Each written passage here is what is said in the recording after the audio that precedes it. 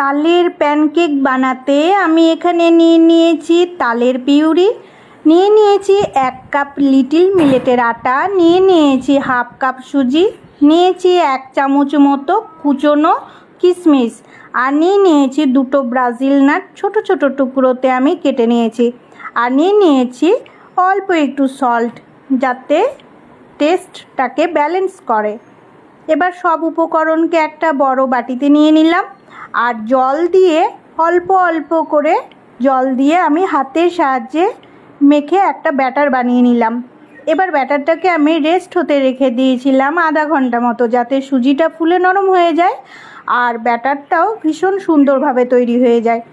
Batter তৈরি করতে করতেই আমি বসিয়ে দিয়েছিলাম আপ্পে তাওয়া গরম হতে। আপ্পে তাওয়া গরম হয়ে গেলে আমি তাতে অয়েল ব্রাশ করে দিয়েছি। এখানে আমি ব্যবহার করেছি organic cold pressed sunflower oil, আপনারা যে কোনো অয়েল ব্যবহার করতে পারেন। এবার তাওয়ার উপরে আমি ব্যাটারটা স্প্রেড করে দিলাম প্যানকেকের আকারে। এক পিঠ ভালোভাবে সেঁকা হয়ে গেলে উল্টো পিঠও ভালোভাবে সেঁকে নিলাম। বাস তৈরি হয়ে গেল হেলদি টেস্টি তালের প্যানকেক, আর ডেকোরেট করে দিয়েছি উপরে কাজু বাদামের গুঁড়ো দিয়ে। এইভাবে আপনারাও বানিয়ে নেবেন হেলদি টেস্টি প্যানকেক আর এনজয় করবেন ফ্যামিলির সাথে।